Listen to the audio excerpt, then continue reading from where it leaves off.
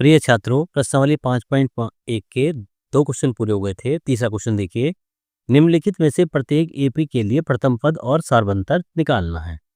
देखिए first part दे रखा है। फर्स्ट पार्ट दे रखा था 3, 1, -1, माइनस के 3, ये दे रखा था। देखिए प्रथम पद कैसे निकालते हैं?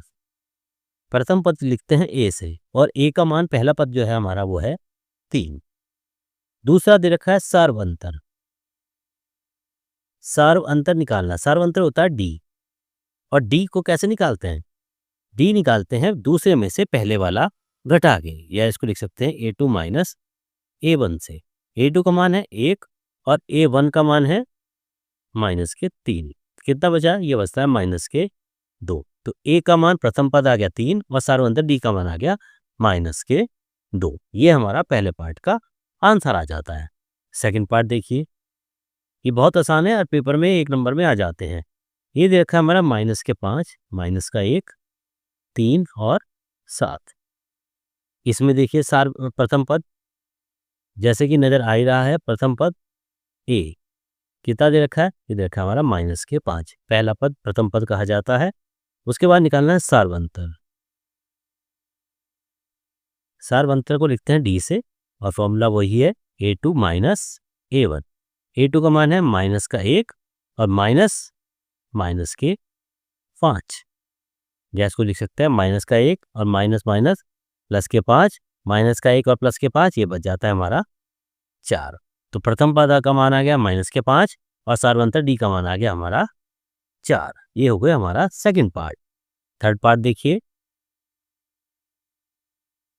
थर्ड पार्ट में कहा गया हमारा 1/3, 5/3, 9/3 और 13/3 संख्या दे रखी है हमारी। इसमें हम देख रहे हैं प्रथम पद क्या दे रखा है हमारा? प्रथम पद जिसका मान ए होता है, ये दे रखा है हमारा 1/3। तो ये हो गया हमारा प्रथम पद। अब दूसरा निकालना है हमें सार्वंतर।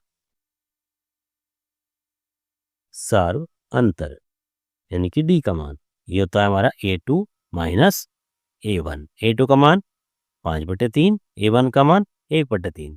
तो कितना बच जाता है? ये बच जाता है हमारा 4/3।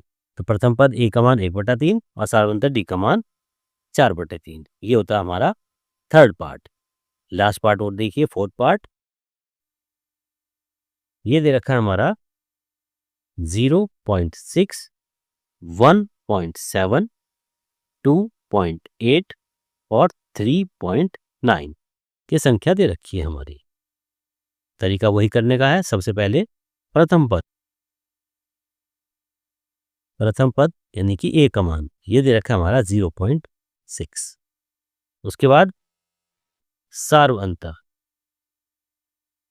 यानी कि डी का मान, ये होता है हमारा A2 माइनस A1, और मान कितना है A2 का? A2 का मान है हमारा 1.7 माइनस A1 का मान है 0.6।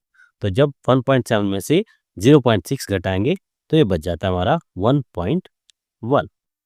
इस तरीके से हमारे क्वेश्चन नंबर 3 के चारों पार्ट पूरे हो जाते हैं प्रश्नावली 5.1 के।